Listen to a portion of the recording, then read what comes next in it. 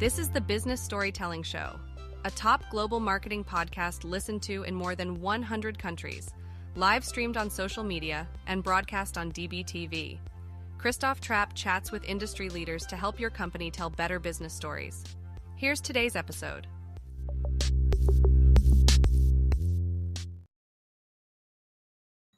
Hey, business storytellers. How's everyone doing? Episode 670, actually. We had a cancellation this week or a reschedule. That's fine. We're just rolling with the punches around here. Last episode in this studio, and next time you'll see me, I think things are going to look different. I might go back to these sound panels, which you can get on Amazon, my Amazon storefront, by the way, Christoph Trapp on Amazon. You'll find me. But I got some different ones. So we will see if I like them, if I still sound as good as I can. Maybe I won't. Who knows? But today, we're going to be talking to the AI-driven marketer. Now, if that's not a title and a website, you can check it out right there below, AI-drivenmarketer.com. Dan Sanchez, ran across him somewhere on some podcast, and I thought, interesting topic. I think it was about podcasting, on how to use AI in podcasting. We'll make it a little bit broader today and talk about how do you implement AI-powered storytelling. And we're not talking about delving, into crap. We're talking about how do you use it to still tell your unique story and, of course, align it with the customer journey. Dan, welcome to the show. Man, thanks for having me on. This is awesome. I'm excited to talk about this topic. And I feel like this topic was just made even more possible by ChatGPT's new release that came out last week. So when I saw the show coming up, I'm like, oh, this is going to be good, because what's available right now, I think, is changing the game for storytelling specifically. So I'm excited to jump into it. Let's jump into it, but carefully. I have a new hip, so I'm not allowed to jump or run anymore. But I'm not going to get up anyways, my friends. So, let's talk about what the update is, because there's updates all the time, and it's actually quite difficult, in my opinion, to keep up on what matters, what doesn't matter, how do I implement it, does it work, why was this update to ChatGPT so important, and what is it to this discussion? So there's minor updates all the time with all the AI platforms, and they're constantly like neck and neck, and they're constantly showing their new test results of like, oh, now Claude's slightly better than ChatGPT, and now ChatGPT, oh, Google take a little. It's like a game of inches, and every once in a while, one will overtake. OpenAI has kind of been the front runner ever since they launched ChatGPT, right? But they did just launch something new that is very exciting, and their naming convention of it is horrible, but at the end of the day, when I play with it, I'm seeing nothing but great results from it. You have to be a paid user of ChatGPT, so you got to be paying the $20 a month. Sorry for my free user friends, but this one's behind the gated wall, and you're only allowed to use it 50 times a week, which for me is enough. And I use AI a lot, but for power, I guess, superpower users, it's not quite enough sometimes. But this new version called O1 Preview is exciting because it's the first model that has reasoning ability baked into it. I think we've all had the experience with AI where it's like it just stumbles over something simple. Like it can do algebra, yet it can't count. What the heck? It can do complex strategy work sometimes, but yet it can't seem to understand the mechanics of some simple things. And trying to understand the boundaries of what AI can and can't do made it easy for people like me who specialize in it in order to get the most out of it, but made it hard and sometimes unapproachable to figure out what AI is actually capable of. But this new O1 Preview model makes it easy because it actually reasons through what you're asking it for a few seconds or sometimes a whole minute before it actually delivers the output. So yes, it's slower, but slowness is actually a feature here because it's taking time to think about it before it responds to you. Let me give you an example. Even if you do something like ask it for a typical thing you might do a Google search for. Like I live in Nashville. There's a lot of cool things to do in Nashville, right? It's a music city. But let's say I wanted to do something different. I wanted to ask it like, hey, what are some fun things to do that are off the beaten path and child friendly? A previous model might have struggled to figure that out. It would have done okay. But this time it'll actually take 7, 10, 15 seconds to think like, okay, looking through the initial list, vetting for what's off the beaten path, checking to see if it's careful, if it's free, if it's appropriate for children to participate, compiling a final list, and then delivering the results. Very different than how all AI models currently do it, which is just jump to answering the results. Whether they're right or wrong, it's actually checking itself now. And that slowness, that reasoning ability changes a lot of things for AI. And I think especially for storytelling. Yeah, it's very interesting. I mean, I use Claude. I'm a Claude user for the most part, and I say things like, "Are you sure? Did you make anything up? How do you know that? How do we know that? Yep. How does that align with the project?" They now have projects. That's actually very nice. Like for ChristopheTrapp.com or even the podcast, I say, "Here's what the podcast is about. Here's kind of the tone for articles. Here's what we do. Blah blah blah." What questions should I ask Dan? I don't even write questions down, but if I were to, right, like that's what I Yep. would do on there. Here's what Dan does and whatnot. But let's talk about AI powered storytelling. Now, my strong opinion, and maybe if you disagree, I mean, we can hash that out. Virtual arm wrestle here if you like to. But people just go into Jasper or AI Writer and they just say, write me an article on AI powered storytelling, and then they get whatever they get. I don't think that's how you use AI at all. And I think that's a waste of time. It's not my unique story. It's never going to be my unique story. Now, can I get some ideas that way? Sure. But what does that mean? AI powered storytelling, and how do we do it while we're still being unique with our story? I find that the key is feeding it the right information, right? I mean, it has Yep. been and it continues to be the key to getting good outputs out of AI from a marketing content, especially a content marketing standpoint, right? You can't just be like, write me an article about this thing my buyers care about. It's going to give you a vanilla article. It's going to suck. There's not much you can do about it. Now, I will say the O1 preview does a lot better because, again, it's thinking. You're like, if you're writing an article for this, it will actually think to itself like, hey, what's the target what's the target audience of this? And therefore it will write a better article because even without you telling it what the target audience is, it's probably going to think about it in the thought process like a good writer would. But even if you assign a great writer, just write a generic topic, it's probably not going to be that good without like some significant research to put into it. Hence, we all go to Google and go to very notable, known websites, and we find we have well-written articles written by somebody who's never done the thing, right? I did a search for how to vlog like a few months ago, and MailChimp spit out an article on vlogging 101. And I could tell, as somebody who's picked up a camera and run around like Casey Neistat vlogging before, that article was written by somebody who's never ever picked up a camera, has never done, probably doesn't even follow any vlogs on YouTube.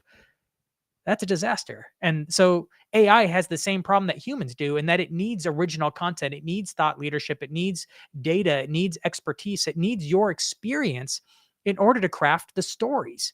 So if you can feed it the raw material, its ability to manipulate it and put out something very quickly is really good.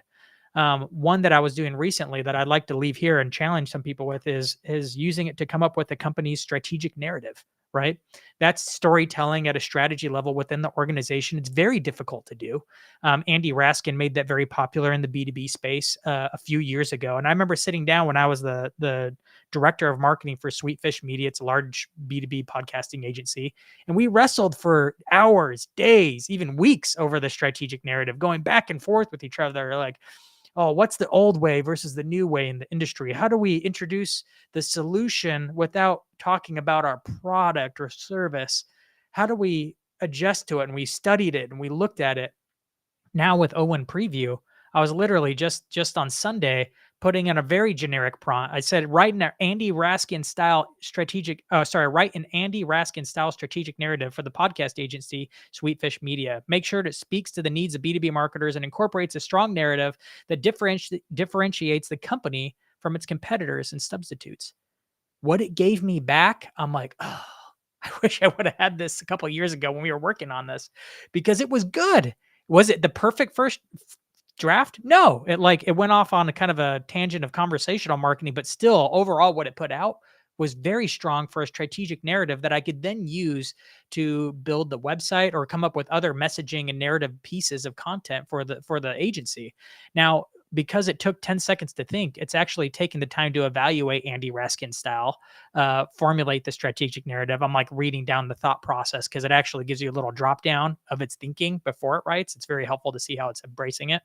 The strategies involve shifting market dynamics and leveraging podcast power. Is it like the bullet points for its thought process before it spit out a strategic narrative that looks relatively good? And of course, you can come back and be like, that's a great start, but make it a little bit more fun. Sweet Fish is this fun company. And also, the positioning is less around conversational marketing and more around being a personality driven brand in order to connect with buyers emotionally. And so it did that and actually came up with a great rough draft that I'm like, I wish I would have had this to start from because it's so smooth. And tweaking from there is the name of the game when it comes to storytelling. I feel like AI's ability to come up with a good rough draft for starters, especially with its ability to reason now, is at an all time. It just puts us in a different place. We are no longer having to start with blank pages ever. We can now just be editors, curators, if you will. Yeah, what's interesting to me about that when you were talking about the strategic planning, I was thinking about the old days, right? Now I'm showing my age here. Like you're in a conference room or wherever, or a retreat at the library or wherever, somewhere fancy. And you would put post-it notes on the Yeah, walls where it's like, let's think about it. Let's think about it. And now you can just say, hey, what are the different aspects of a strategic plan that I really need to discuss, right? Like, boom, there's your template or whatever. yep. And then you're like, okay, here's what you know about me already. What pieces should we incorporate? Boom. It's not going to be close or, but it's going to be a good start, right? And I think a lot of people forget about that. I found somebody, a high-ranking person, second episode in a couple of weeks where I talk about the U.S. Postal Service. I was trying to reach a high-ranking person. I was just like, okay, what's the process for me to do this? And they said, you have to appeal it here and here and here to the district manager and whatever. And so I didn't get to the district manager, but I got to somebody pretty close because I was following that process in actually perplexity, right?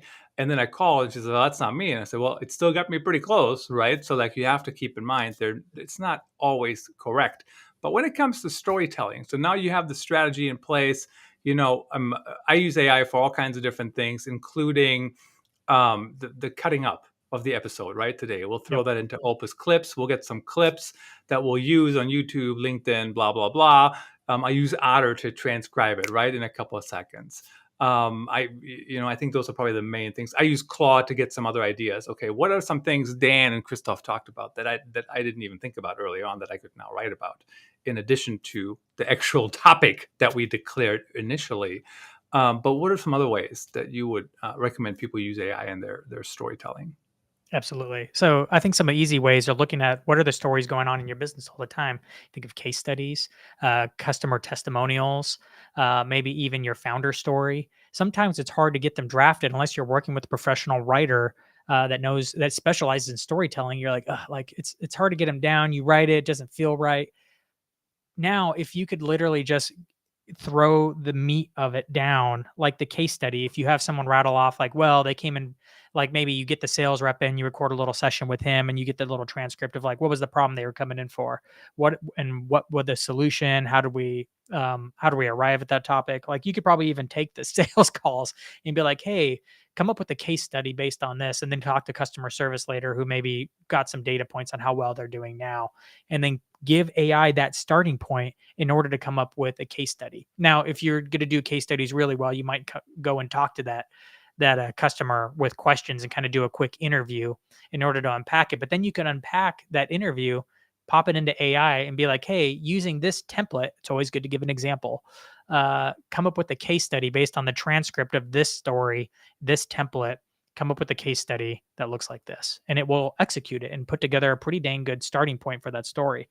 Whether it's a case study, again, stories from customers, you can take reviews and pop it into AI and ask for stories, or ask it to come up with illustrations that you could pop into your website, little simple stories, right? Because we're all trying to figure out how to sell often a SaaS tool needs little stories so people can visualize what it's like to use the tool. You're talking about the feature, but if you take some of your feedback from reviews, you can then have AI going based on those reviews, the little stories you need throughout your website in order to tell a more engaging, overarching story about how this tool can be used by the team.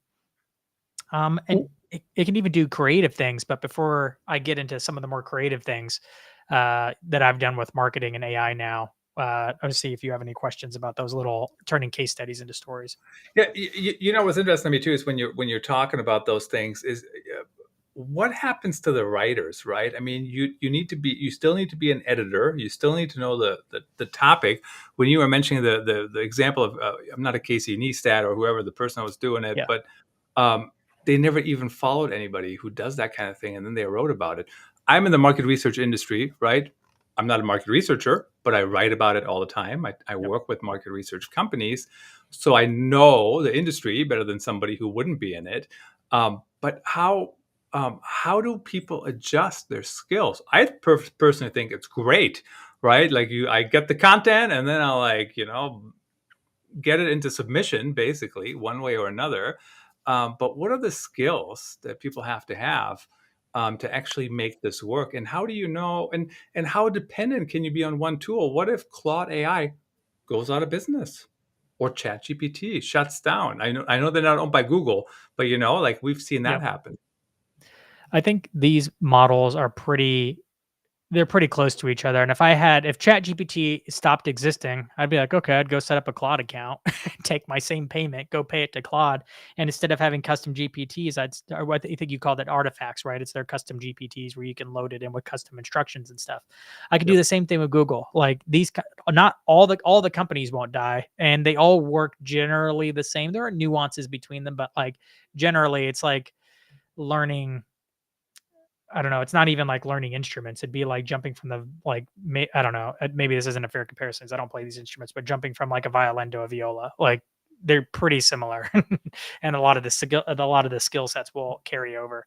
I think what professionals need to focus on now, especially writers, is learning how to leverage the tool, because you're going to know better how to leverage it. Kind of like we did, even in graphic designers are facing the same problem, because it's getting easier and easier with things like AI powered tools and Canva and like Midjourney to come up with illustrations and design faster for non-designers. Um, the cool thing is designers and writers have a better vocabulary in order to prompt AI to get better results out of it faster.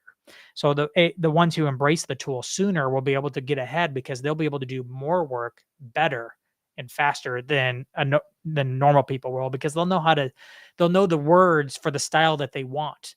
A client will have a specific need, but they won't know how to say it, and a client's like, "Oh, you're looking for this," which in design happens all the time. They're like, "I want it to pop more." You're like, "Okay." As a designer, I'd have to now unpack that. What do you mean pop more? Oh, they want it to be brighter colors. Why? Oh, so that when they're in the wall of all their competitors, which are generally blue, like navy blue and banking, they want to stand out. So it doesn't necessarily need to be bright pink, but we need to stand out from navy blue. Writers have the same ability to understand what's actually needed versus what they think is needed. I will say the AI is getting better at interpreting what people actually want. And that's what we're starting to see with the O1 preview, is that I no longer, before, to turn a podcast transcript into 5 LinkedIn posts, it would take a heck of a prompt, like a mega prompt with instructions and examples and templates and formatting instructions on what to do. And it was loading it with too many emojis. And it was like what it thought a LinkedIn post needed was wrong. So I'd have to correct it with all these things, and even turn it into a chain prompt with like, okay, first do this, find the main ideas. After you find the main ideas, let's talk about what a good LinkedIn post looks like. Okay, let's start with post 1, post 2. Now with O1 preview, I can just give it the transcript and a 2-sentence prompt. And maybe it would help to have a little bit of my writing style, and its ability to hit it right the first time, much higher. And so if we continue on this trend, it is concerning. And so personally, I'm looking at it thinking like, well, if Sam Altman's right and 95% of marketing is completely done by AI 5 years from now, then that's a problem. That still leaves 5% probably running the AI machines. And I'm like, maybe I'll be one of those. Or I've always considered marketing to be a bit of a black hole. Have you ever noticed that you can never really spend enough in marketing, put enough people or talent or time into marketing? It can always take more. You can always put more money into marketing. And I'm like, maybe that black hole continues to exist, and even AI can't fill all the things that marketing could ever do. And we'll just have a different age of how we do things in marketing. It'll be very AI driven. I'm hoping for that future, not the one where a lot of us lose jobs, but I'm trying to be prepared for both by plowing headfirst into AI and trying to get more out of it as I can. Yeah, I don't think we're all going to lose jobs, but I think it's going to change quite a bit, right? How do we do it? And it's what's interesting to me too is people have that discussion about, do you have to disclose when you use AI, right? And like, is it only when you write from scratch? Is it when you do this and this and this? And I'm thinking, I don't disclose what kind of keyboard I use. I don't disclose that I voice dictated my article. I don't disclose that I wrote it by hand and then typed it in after I edited it. Do you know what I mean? Right. Like, at what point does it become just like that? And then when does it matter? I think it matters when it's completely wrong or when you're just kind of making up stuff, Like, I mean, I've had an article one Yeah, time I but asked it, humans are wrong. You know what I'm saying? So it's like they are. how do you draw the line in that either? Well, I think I think the line is when it just makes up stuff. So like I was testing something the other day and I said I need some quotes in this or something. And there was these random people in this article. And I said, "Who are these people?" And it said they're completely fictional. I'm like, where did they come from? Just made them up, right? So very, very interesting. But what's the next step? So AI powered storytelling companies want to do it. How do they use it to align with the customer journey? I mean, so you got like the production, the creation, you got the maybe analysis, but how do you align it?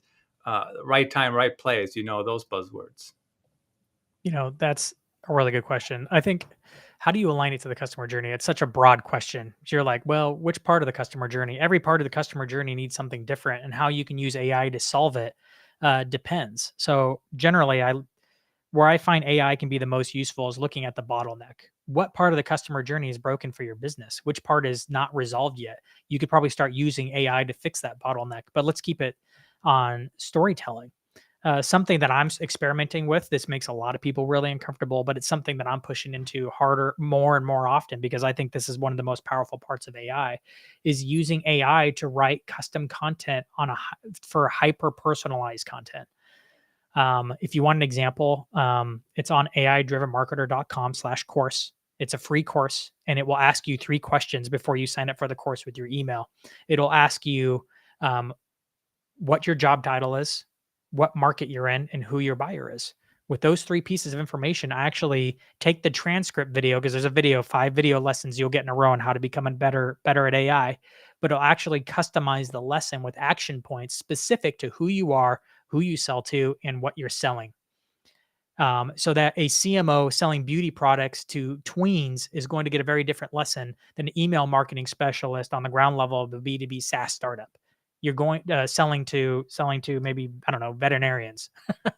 They're going to get a very different customized lesson because it's hyper personalized now. You could use that same mechanic for storytelling, right? If you knew just a few pieces of information, the AI's ability to at scale customize the emails, the text messages, or other owned media is now possible. You couldn't do it before. You could only mad lib your way through automation so much, but AI is creative and it can fill in those stories, especially if you give it very tight parameters and you test it with all kinds of different things. I'm not saying you just let it go and put it out there, because this is scary, but this is where we're going, is the ability to create hyper personalized stories. Imagine if an email sequence has a story and it's actually highlighting the case study in such a way that it's going to be tuned to a CMO versus a director of marketing, depending on who's in the sequence, right? That's a whole new level in order to actually engage people with on a way that only AI can do.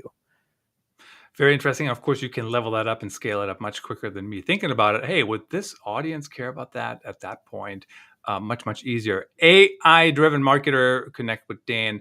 There you can sign up for his email list. Dan, nice to see you. Thanks for coming on, and we're out. Woo! Thanks for tuning in. Please rate and review the Business Storytelling Show on your favorite podcast